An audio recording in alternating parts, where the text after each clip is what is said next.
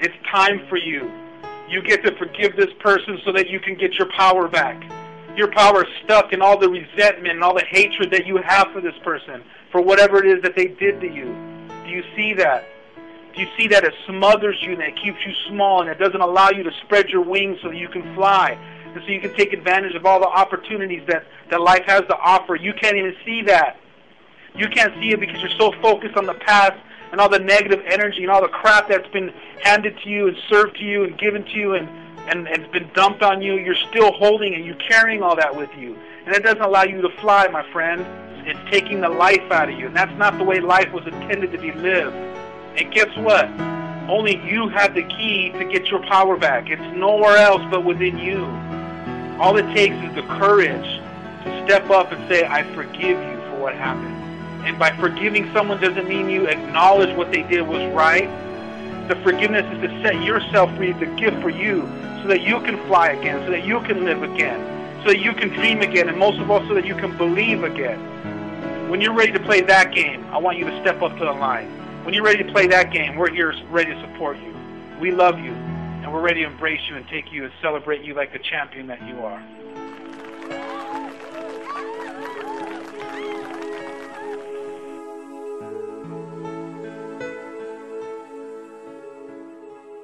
Unlike regular learning of school learning, transformational training is an experience. So for young kids to get out of the usual lecture learning or book learning or test taking, transformational training is more of an experience for them, and it's something like learning to ride a bike. It never leaves you. When I came across this type of transformational training, what really stood out to me about it was the fact that it wasn't just informational. It wasn't just information that I could take in, like reading a book. It's kind of like trying to teach somebody how to swim. You can tell them how to swim, but until you actually throw them in the water, they have no clue. So these trainings are designed to kind of throw you in the water and teach you, how to live your life, how to grow, how to be whoever it is you want to be. A motivational lecture to me is like a cheerleading. Like, come on, you can do it, and somebody just lecturing and telling you how to do something, where transformational learning is more about them learning it, not somebody telling them how to do it, but them figuring it out on their own. It's not like a bunch of rah-rah, like, okay, after the weekend, ready to go, get them.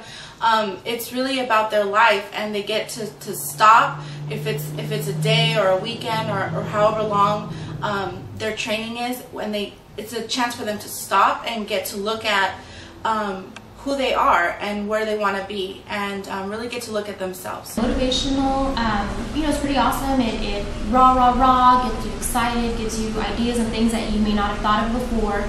But how this differs is because it gets a little uncomfortable. It's not as fun and as exciting sometimes as a motivational lecture is, but the results that you get are completely transformational. You do not even recognize yourself. Whenever you go to a motivational lecture, you walk in and you're all excited, and then you leave and you're like, okay, now what? What do I need to be excited about? Now what do I go do? And it's kind of a feel-good for the day.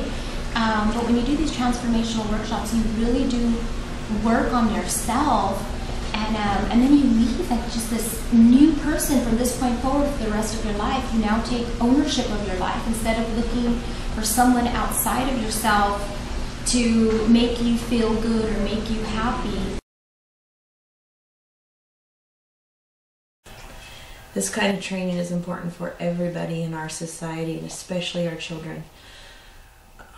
I would say the training has a lot to do, in my opinion, with enlightenment, with a change in perspective, a different way of viewing ourselves, and a different way of viewing our place in the world and the possibilities available to each one of us.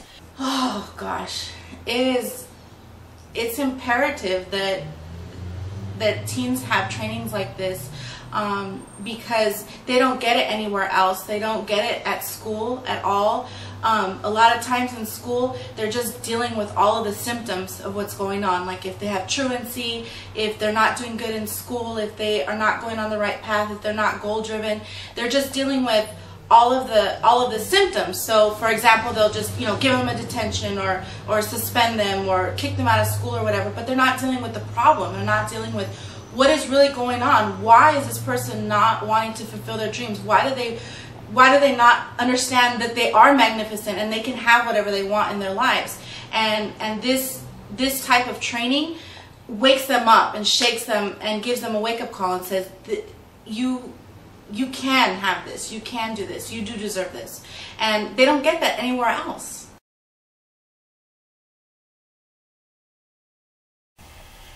Alex Urbina is a very special person. He has a way of connecting with youth that is different than any other person that I've ever seen. On the one hand, Alex may appear to be this tough guy, and the kids respond to that, especially the tough kids, because they can see this tough guy. And at the same time, Alex has this huge heart. And so in the beginning of the training, a lot of the kids look at Alex like, who you think you are? And I think some of the kids, quite frankly, are intimidated by Alex. And by the end, they're shouting his name and hugging him, and they know that he cares about them and that they matter. He's wonderful. He's got a great heart. He really knows how to talk to the kids and take a stand for them, that they're drawn to him. His energy, his commitment, his devotion to the kids is really great, and he knows his work really well. I've known him for a long time, and the work that we've done together, he naturally has the ability to work with the kids, to get them to really listen and break through their barriers, and they trust him, and they really look to him as a role model and a leader. It's not in what he does, it's who he is. He's not pretending. Alex gives you his true, real, authentic self. Well, I think one of the things that Alex brings is his authenticity. And he also has the knowledge of not only hearing what the children are saying, what the youth are saying, but then he can also read body language.